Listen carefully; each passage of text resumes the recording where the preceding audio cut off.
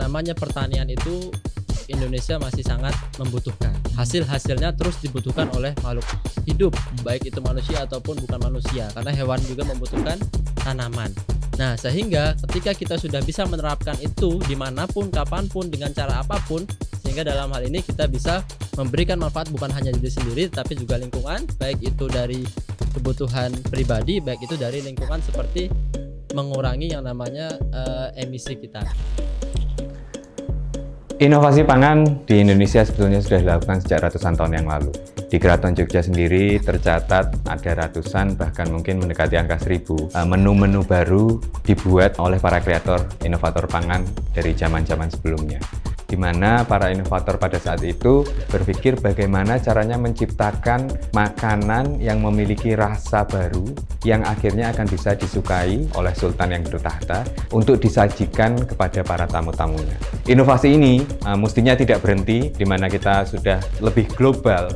Indonesia harus mengambil panggung yang lebih luas bagi inovasi pangan dan untuk gastronomi di dunia. Melalui Pangan Fest ini bisa menjadi batu loncatan untuk kita bisa meraih panggung yang lebih besar bagi pangan dari Indonesia.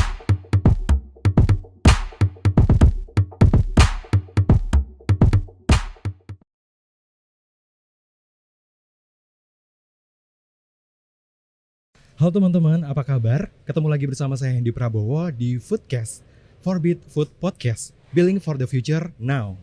Nah, kali ini teman-teman lagi di rumah aja kan pastinya. Nah, kalau di rumah aja tuh biasanya kebiasaannya ngapain? Nah, selama ini orang-orang pasti biasanya kalau di rumah tuh mengisi waktunya dengan bercocok tanam, ada yang mungkin bikin karya sesuatu, bikin masker juga ada. Nah, tapi kalau misalnya ngomongin bertanam nih, bercocok tanam, kayaknya banyak banget akhir-akhir ini kalau kita lihat di sosial media, itu orang-orang mulai kayak menanam tanaman di pekarangan rumah. Nah, bercocok tanam di rumah itu kan nggak semua orang tuh punya lahan. Terlebih kita yang tinggalnya di kota atau di perumahan-perumahan yang emang jaraknya sempit-sempit atau biasa di daerah urban gitu ya. Nah, apakah bertanam di daerah urban ini hanya sekedar untuk mengisi waktu aja atau bisa untuk hal-hal yang lainnya? Nah, di kesempatan kali ini, di podcast kali ini aku udah kedatangan salah satu orang yang sangat menginspirasi sekali, yaitu Mas Dimas, Mas Rifki Dimas. Halo Mas Dimas. Halo Mas Hendy. Ya, Mas Dimas ini adalah penggagas dari e-farming. Gitu. Apa kabar nih Mas? Kabar alhamdulillah baik. Oke. Hari ini perjalanan dari mana nih Mas? Kalau untuk saya sendiri hanya dari rumah, Oke. karena rumah lumayan jauh ya. Oke. Di Tempel itu kurang lebih setengah jam. Oh, sampai oke. dengan sini itu kurang lebih ya setengah jaman tadi. Iya. Tapi pemandangannya sendiri gimana nih Mas? Pemandangannya. Oke. Mas, kayaknya kalau di Tempel masih banyak pohon-pohon gitu ya. Ya, kalau kita bedakan antara di kota Jogja ya, kota Jogja sendiri memang kondisinya kita masih bersyukur ada di Jogja yang kita bilang lingkungan atau sabuk keliling lingkaran Jogjanya masih hijau. Karena Oke. dibandingkan dengan kota-kota yang lain Iya, itu benar. memang berbeda sekali. Mhm. Nah, kalau kita bicara di daerah saya yang dimana di situ mayoritas adalah petani dan juga peternak, Oke. mereka itu memang keseharian adalah kegiatan itu, sehingga yang kita lihat kondisinya adalah kondisi-kondisi bertani dan berkebun. Mhm. Nah, hanya memang di sana baru untuk kondisi pribadi, artinya hanya untuk mereka sendiri. Dan yang menarik adalah mereka itu kalau kita bicara usia, memang usia-usia yang sudah Iya. lanjut. Mhm. Artinya memang yang dibutuhkan mereka adalah kondisi-kondisi ataupun saat-saat pemerintah ataupun teman-teman yang membutuhkan inovasi itu hadir. Oke. Sehingga di sanalah mereka sangat senang. Nah, Iya, dalam iya. hal ini mungkin teman-teman dari berbagai pihak itu bisa membantu mereka. Iya, benar banget. Apalagi sekarang itu kan kita udah ada namanya di masa teknologi atau masa Betul. peradaban ya, revolusi industri 4.0 gitu kan. Nah, di revolusi sekarang itu kan emang teknologi itu semakin berkembang, tapi kalau misalnya para petani itu adalah mereka-mereka yang usianya tua, yang mereka gaptek banget gitu dan nggak tahu ilmunya, terus Betul. anak-anak mudanya nggak mau ikut berkolaborasi istilahnya ya sama mereka, kayaknya nggak akan jadi apa-apa gitu. Kayak bertani ya gitu-gitu aja gitu ya Iya. Mas ya. Ya, karena memang kalau kita bicara inovasi kan memang teman-teman di kita bilang urban ya, perkotaan yang mereka terus melakukan namanya riset ataupun pencarian teknologi terbaru. Oke. Nah, ketika sudah dapat teknologi, otomatis siapa nanti yang akan menerapkan. Nah, Oke. ketika itu sudah ditemukan sehingga tidak ada yang menerapkan kan sama saja. Iya, sia-sia. Nah, ketika sia-sia, ketika itu sudah jadi, kemudian kita tahu bahwa ada seseorang ataupun sosok yang membutuhkan, dalam hal ini adalah petani, Oke. sehingga siapa yang bisa menyampaikan itu kepada mereka. Tentu dari panjangnya perjalanan antara, mungkin kalau kita bisa bilang riset ini kan biasanya identik dengan kampus. Tentu dalam hal ini ada perantara yang menyampaikan kepada para masyarakat. Tentu dalam hal ini perlu siapa nanti yang akan mudah menyampaikan kepada mereka, itu sekarang yang sangat dibutuhkan. Oke. Nah, kalau misalnya ngomongin tentang bercocok tanam di kawasan urban itu kan sebenarnya udah banyak banget ya sebenarnya. Mulai ada komunitas atau penggerak-penggerak yang emang akhirnya membuat kayak gitu, buat gerakan-gerakan untuk menginisiasi gimana sih kota-kota ini yang kayak polusinya banyak banget, yang panas banget, kayak oksigen itu kayaknya kurang kayaknya. Terus gimana caranya biar lebih hijau lagi, lebih seger lagi, dan tanamannya bukan tanaman hias ya, tapi bukan tanaman yang dari plastik, tapi benar-benar tanaman yang harus tumbuh dari sinar matahari dan juga kena air. Nah, menarik Mas, karena memang kalau kita hanya melihat kondisi lingkungan kita, itu kondisi kita sekarang sangat nyaman. Iya. Nah, ketika kita sudah lihat kondisi kita nyaman, itu ternyata orang lain belum tentu merasakan hal yang sama. Nah, ini menarik, menurut data memang urbanisasi itu sangat tinggi, Mas. Urbanisasi itu cenderung mereka yang dari desa ke kota. Otomatis di dalamnya itu adalah orang-orang yang dimana nantinya akan meneruskan perjuangan pangan kita, itu akan pindah ke kota, khususnya teman-teman kita, mungkin kaum milenial ya, yang artinya di usia-usia produktif sampai dengan 40-50 tahun. Sehingga wajar kita lihat kondisi di lapangan sekarang para petani peternak itu ya usia-usia yang kita bisa bilang lanjut, sehingga sangat butuh perantara agar mereka bisa menerapkan apa inovasi yang ada di kota ataupun apa yang sudah kita upayakan. Sehingga dalam hal ini ketika kondisi urban itu tinggi, ketika polusi tadi sudah disampaikan juga tinggi, sehingga perlu adanya barrier ataupun buffering ya, artinya yang untuk menyeimbangkan. Nah, ketika itu sudah terjadi, maka kita bentuk ataupun kita inisiasi yang namanya e-farming. E-farming itu sebetulnya singkatan Mas, easy farming. Harapan kita itu untuk berkebun itu tidak susah, mudah. Dalam hal ini kita sharing merupakan kegiatan sehari-hari kita dalam hal sharing knowledge. Artinya e-farming ini awalnya adalah hanya memberikan informasi kepada mereka yang mau untuk budidaya bercocok tanam ataupun berkebun ya. Dalam hal ini kita baru fokus untuk berkebun, nanam-nanam yang kebutuhan pangan, khususnya tadi bukan begitu terkait dengan bunga, bukan juga apalagi plastik. Nah, itu kalau kita tahu bahwa beberapa waktu kebelakang kan ada juga isu beras plastik, itu sangat bahaya. Nah, itu sebetulnya ya kalau kita bicara panjang ya, belum lagi kegiatan-kegiatan lain berkaitan dengan pangan yang juga kita masih sangat membutuhkan. Jangan sampai ketika desa ini bisa dan mampu untuk produksi, kita tidak bisa produksi karena keterbatasan teknologi dan juga inovasi dari para petani. Dalam hal ini mudah-mudahan kita bisa menjadi tadi mungkin sarana ya. Sarana mungkin teman-teman yang untuk belajar dan juga mungkin nanti bisa untuk tahu apa kemudian dibutuhkan dari awal sampai dengan panen. Jadi e-farming itu I-nya tuh easy ya, bukan elektronik gitu. Kalau elektronik farming nanti itu nanam-nanamnya lewat aplikasi ya. Nanti harvest mode ya. Oh iya benar. Gak sengaja nih aku punya botol isinya kan jus nih Mas. Jus apel sama apa aku lupa. Nah, abis itu udah lama tuh lupa nggak dibuang. Nah, pas kesenggol tuh terus jatuh, terus dia langsung kayak meledak gitu. Kayak gitu aku pikir kenapa kayak gitu. Ya karena di situ sudah hidup organisme lain, artinya itu aman. Kalau misalnya dalam proses pembuatan pupuk sendiri ya, pupuk cair sendiri tadi, kalau misalnya udah ngalamin hal kayak tadi, apakah itu masih tetap bisa digunakan untuk pupuk atau gimana Mas? Ya, jadi yang namanya proses fermentasi itu juga ada fase dia berhenti. Nah, semakin bagus itu sebetulnya ketika mereka sudah berhenti proses fermentasinya. Tetapi kalau masih berjalan itu juga tidak masalah Mas, aman saja. Yang penting memang tidak menimbulkan bahaya bagi lingkungannya, seperti contohnya tanda dia gagal adalah berbau busuk. Kemudian menimbulkan aroma menyengat tadi ya. Kemudian berubah warna yang cenderung sangat jauh. Biasanya hijau muda jadi hijau tua. Lebih rapuh lah si hijauannya misalnya. Kemudian limbah rumah tangganya lebih ibarat kita mungkin lebih mudah untuk hancur. Tapi dalam ini tetap sama, kemudian tetap bau dan sebagainya, itu juga sebaiknya tidak digunakan. Tetapi kalaupun mau digunakan tidak masalah. Cuman efeknya nanti akan lebih lama di tanahnya. Mereka akan prosesnya di tanah lagi, bukan lagi di botol. Di tanah itu lebih lama Mas daripada di botol. Karena yang namanya botol tadi kita tahu atau kita cari mikroorganisme yang anaerob, yang tidak ada udaranya. Tapi kalau di luar dia bisa jadi kena hujan, bisa jadi ada bakteri lain yang kemudian bisa berkompetisi mati, bahkan nanti yang tumbuh bakteri yang tidak diuntungkan. Nah, itu yang menjadikan kegagalan dari pembuatan pupuk.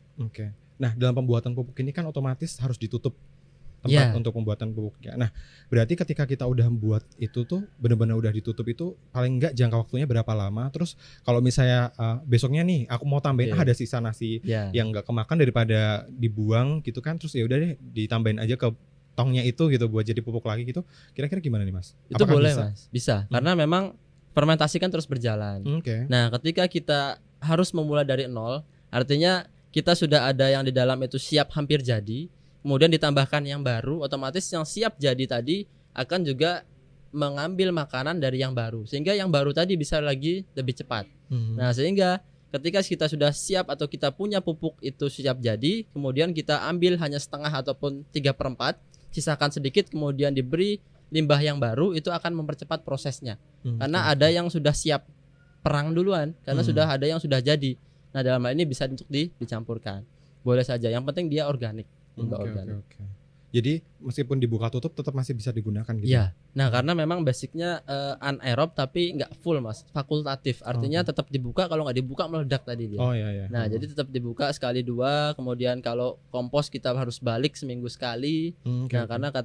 karena itu juga untuk mempercepat ya, dan juga meratakan Oke. mikroorganismenya agar juga bekerja secara bagus. Nah, untuk pupuk cairnya sendiri itu dari mulai buat pertama kali ini sampai akhirnya bisa siap digunakan tuh berapa lama? Untuk waktunya tetap beragam Mas, karena yang Gitu. namanya limbah atau kotoran sampah itu juga mempunyai, kalau kita bilang mungkin ini agak ilmiah sedikit ya, mungkin lignin ya, ataupun batas dia susah untuk dihancurkan mikroorganisme. Oke. Nah, sehingga batas-batas itu yang perlu dilakukan dengan teknologi fisik. Contohnya apa? Contohnya kita potong kecil-kecil dulu. Oke. Kemudian kita campur air. Kemudian jangan satu gumpalan besar jadikan satu, itu jangan. Karena oke, itu oke. akan memperlambat. Oke. Nah, contohnya misalnya tangan kita segini ya, kita masukkan mikroorganisme, tentu dia hanya menempel di pinggir-pinggir. Oke. Tetapi kalau kita potong kecil-kecil, mereka akan nempelnya kan makin banyak iya, di iya. pinggir-pinggirnya, sehingga itu makin cepat. Oke. Cepat atau lambatnya itu tergantung dari proses fermentasinya. Oke. Dan juga nanti ketika kita terapkan ke lapangan itu tidak menimbulkan bahaya, dan juga nanti efeknya kalau memang sudah positif hasilnya akan bagus. Oke. Umumnya itu 1-3 minggu udah bisa kita olah, kita Oke, manfaatkan.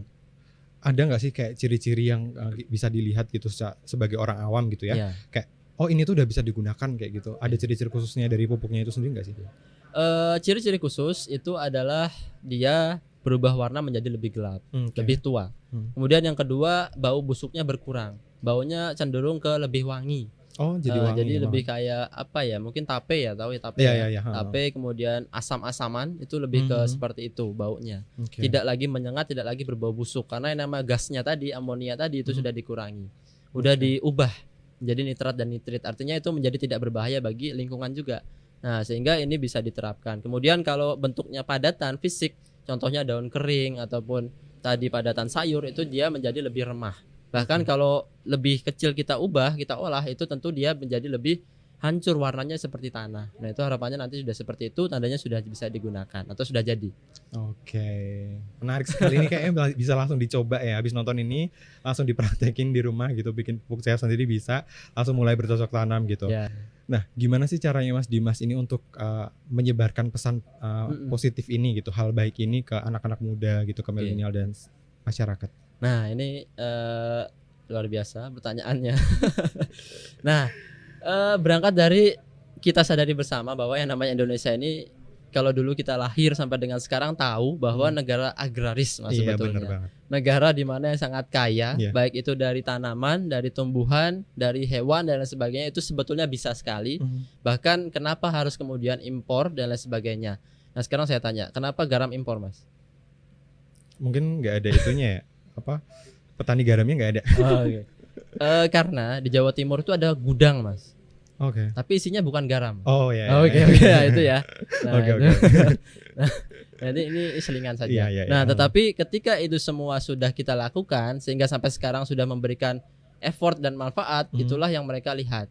Nah, ketika kita tahu negara agraris, mereka kenapa tidak kemudian mencukupi kebutuhan pangannya sehari-hari? Kita tahu kebutuhan itu masih datang dari mana-mana. Jakarta masih dari Magelang, kemudian masih dari Purworejo, bawa udangnya, bawa sayurnya. Kenapa kemudian tidak bisa kita petik sendiri dari halaman rumah atau pekarangan rumah? Padahal sehari-hari kita lewat pekarangan, sehari-hari kita lewat depan rumah, sehari-hari bertemu dengan keluarga, sehari-hari pasti ada yang di rumah, pasti ada yang di luar. Oke. Nah dalam hal ini yang di rumah, kenapa tidak kemudian diberi tugas untuk 15 menit, 10 menit kita kelola tanaman kita. Oke, Nah oke. itu yang membuat mereka mungkin sedikit ya, karena kita bicara sedikit-sedikit karena ini kemauan kita. Iya benar. Nah karena kemauan itu kan tumbuh dari dalam diri. Oke, Mudah-mudahan ini bisa memberikan efek kampanye kebaikan kepada teman-teman sekalian sehingga mau memulai untuk berkebun. Oke.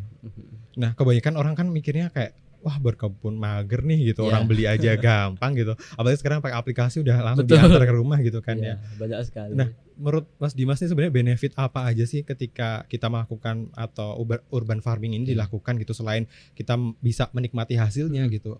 Benefit apa aja sih yang sebenarnya bisa didapatkan oleh masyarakat ketika mereka mau loh ikut terjun langsung gitu. Oke. Ya, kalau hanya kita bicara seperti itu, tentu Indonesia dari dulu sudah impor saja, Mas. Gak usah lah nanam, gak usah lah kemudian nyari-nyari ikan di laut, Iya. beli saja. Hmm. Nah, tapi apakah itu Indonesia kita? Nah, tapi kan tidak. Sehingga Iya. mereka fokus swasembada, bangun food estate ya. Sekarang Oke. istilahnya ada di mana Kalimantan kalau nggak salah, itu ada. Kemudian itu yang diupayakan. Nah, dalam hal ini untuk kegiatan kita di urban, tentu kegiatan urban sehari-hari mereka sangat padat kegiatan. Oke. Sehingga sangat minim bertemu keluarga dan juga sosialisasi kolaborasi dengan keluarga sendiri. Mhm. Nah, di momen-momen seperti ini, momen keluarga seperti ini jangan sampai kemudian kita banyak di rumah tetapi hanya sibuk sendiri-sendiri. Iya benar. Dalam hal ini yang kita upayakan, kita kampanyekan juga dengan berkebun kita bisa berkolaborasi, kemudian bisa Gotong royong ya. gotong royong, menjaga keharmonisan keluarga benar dengan belajar bersama, kegiatan Oke. exercise. Iya benar. Kemudian juga bisa memberikan pelajaran tentang kesabaran, Mas. Iya benar banget.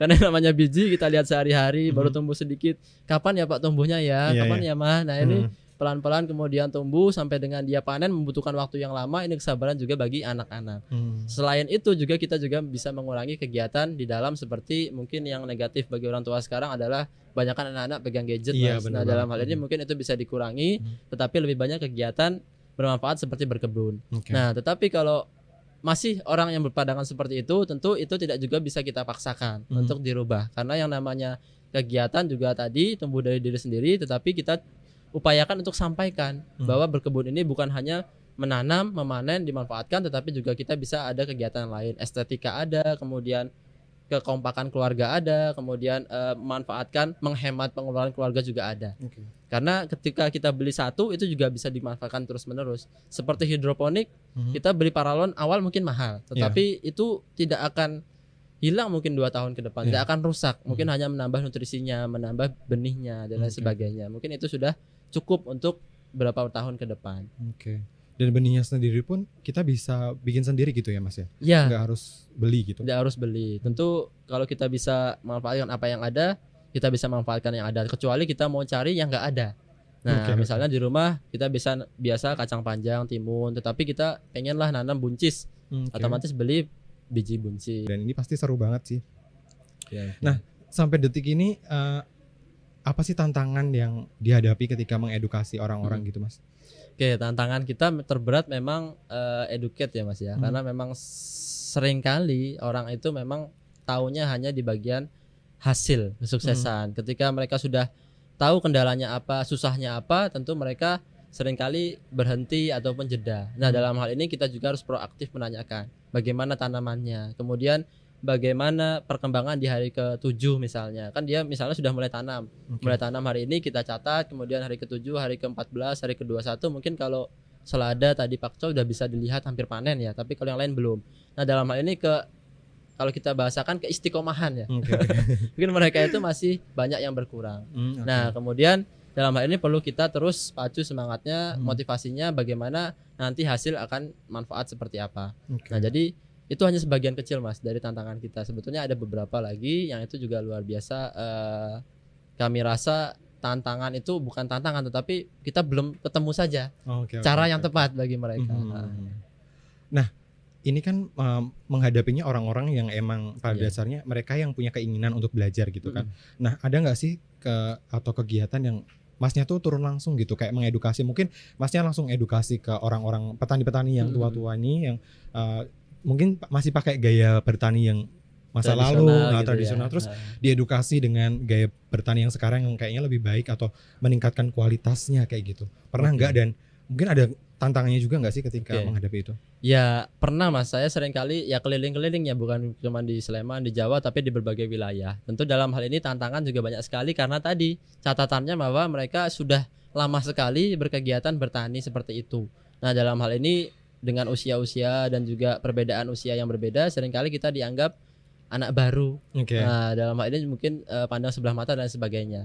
Padahal yang kita lihat di lapangan tentu dalam hal ini masih bisa ditingkatkan atau bahkan dilebih baguskan.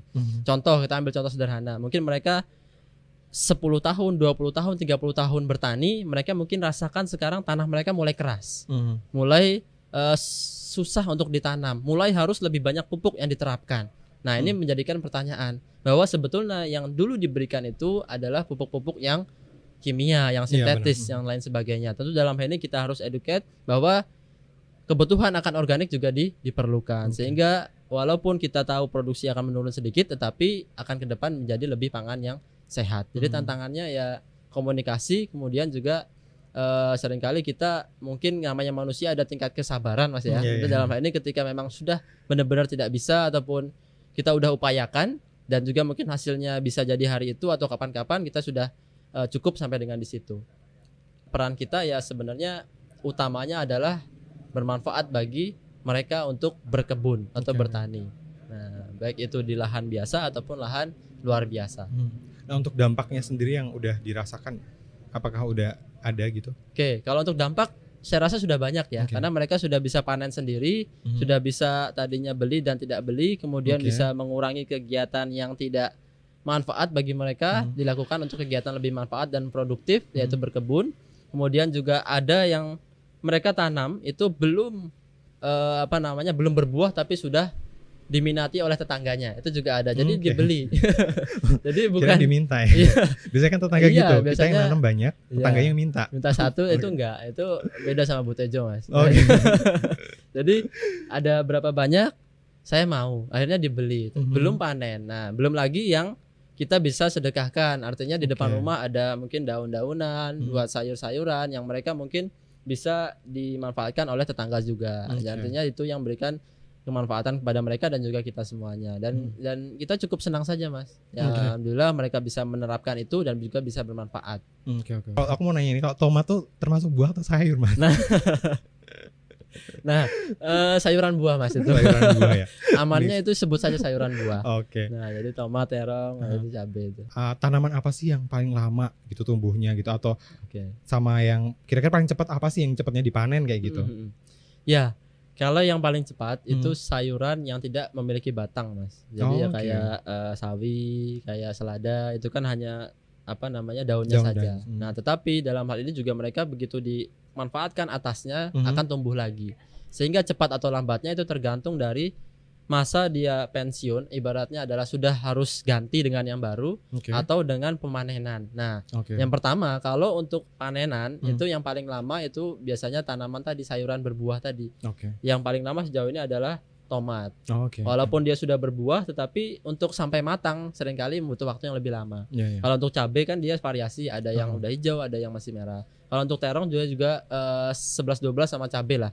Nah, tapi kalau untuk fase itu tomat. Dan juga kalau untuk bertahannya juga lebih panjang lagi. Artinya begitu kita cabut, dia berbuah lagi itu juga bisa. Oke. Nah, tetapi kalau untuk tanaman sayur tadi dia cepat untuk panennya. Oke. Jadi paling cepat saya bilang pakcoy, Mas. Oke. Pakcoy dan juga selada. Berapa lama itu? Nah, cukup 3 sampai 4 minggu udah bisa kita panen. Oke. Itu dicabut 2 minggu lagi udah bisa tumbuh lagi, panen lagi. Oke. Jadi ketika kita panen sayur-sayuran itu kan diambil daunnya aja. Iya. Nah, itu masih memungkinkan untuk bisa tumbuh lagi. Iya. Jadi Masih nggak bisa perlu sampai mulai dengan dari iya, benih lagi. sampai dengan 2-3 kali. Begitu udah Oke. mungkin sedikit ataupun tumbuhnya itu pelan ataupun sudah tidak maksimal lagi, tentu kita harus ganti. Paling tidak Oke, 3 kali lah, maksimal 3 kali. Tetapi itu semua tetap bergantung dari nutrisi yang ada. Nah, ini rata-rata kami seperti itu. Tapi kalau mau lebih lama itu kita bisa upayakan dengan nutrisi tanah dan juga harus tercukupi dari pupuknya tadi. Oke. Karena yang kita sediakan bukan hanya makro tapi juga mikro. Kami harapkan lengkap. Artinya bukan hanya sintetis tapi juga yang organik. Oke. Nah, kayak untuk media tanamnya sendiri tuh memang harus tanah atau di semua tempat orang yang punya tanah itu tetap tanahnya bisa atau ada kriteria Nah. khusus nih, Mas? Nah, ini menarik Mas, karena memang lain tempat itu juga lain kondisi tanah. Iya. Ada tanah lempung, ada juga tanah kapur, kemudian lain sebagainya banyak sekali. Tetapi kalau kita bicara media dulu dari awal ya, media dulu itu ada beberapa media. Sekarang Oke. yang paling utama ada 2, media tanah dan juga air. Oke. Nah, hidroponik dan juga yang seperti biasa langsung di tanah. Kalau kita bicara yang tanah, ini ada beberapa bagian juga. Ada juga tanah-tanah yang keras, ada juga yang halus. Ada juga tanah yang sudah tinggi unsur haranya, ada juga yang masih perlu kita tingkatkan. Tanah berpasir. Nah, Oke. sehingga kebutuhan nutrisi ini juga menyesuaikan dari kondisi yang ada. Disitulah pentingnya diskusi ataupun sharing. Bukan hanya menjual, bukan hanya memberikan informasi terkait tanaman ini apa, tetapi juga ada yang namanya diskusi. Oke. Nah, jadi itu poin kita. Tapi kita tetap sampaikan yang rata-rata. Mhm. Mungkin ilmu-ilmu pertanian, ilmu-ilmu perkebunan itu hanya standar biasa, tetapi yang menentukan tetap nanti di lapangan. Oke. Menarik banget. Ya, Terakhir pesan nih buat Mm-mm. yang ada di rumah yang lagi nonton atau dengerin apa ya, pesan-pesan buat mereka yang ingin nih melakukan urban farming di tempat tinggalnya masing-masing nih. Oke, memang yang namanya pertanian itu Indonesia masih sangat membutuhkan. Hasil-hasilnya terus dibutuhkan oleh makhluk hidup, baik itu manusia ataupun bukan manusia, karena hewan juga membutuhkan tanaman. Nah, sehingga ketika kita sudah bisa menerapkan itu dimanapun, kapanpun, dengan cara apapun, sehingga dalam hal ini kita bisa memberikan manfaat bukan hanya diri sendiri, tapi juga lingkungan, baik itu dari kebutuhan pribadi, baik itu dari lingkungan seperti mengurangi yang namanya emisi kita, gas metan, gas amonia, kemudian yang menjadi kampanye-kampanye dari teman-teman di sana untuk Oke. jangan makan Menyisakan hewan, sesuatu. Oh. jangan menyisakan Menyisakan makanan dan lain sebagainya, itu juga bisa kita bantu untuk dikurangi. Oke. Begitu dulu, Mas. Oke, sekali lagi terima kasih buat Mas Dimas buat sharing-sharing kali ini, benar-benar luar biasa banget, banyak banget ilmu yang didapatkan. Jadi ketika kita melakukan urban farming gitu ya, atau bertanam di rumah sendiri paling enggak, itu efeknya banyak banget, efek positifnya banyak banget. Gak cuman kita bisa mengkonsumsi hasil yang kita panen, tapi juga berdampak ke lingkungan juga, memberikan efek ke banyak hal yang pastinya. Nah, terima kasih sekali Mas Ya, Dimas atas sama-sama, Mas kesempatannya, udah Hendy. sharing, udah mau sharing. Dan jangan lupa teman-teman yang ada di rumah untuk kunjungi website dari Forbil di forbil.id dan juga follow di Forbil INST gitu. Forbil Instagramnya ada di @forbilinst untuk dapatkan update-update informasi terbarunya. Dan jangan lupa untuk selalu dengerin dan juga tonton podcast yaitu Forbil Food Podcast, Building for the Future Now. Oke, saya Andi Prabowo pamit, sampai ketemu lagi di episode berikutnya. Bye-bye.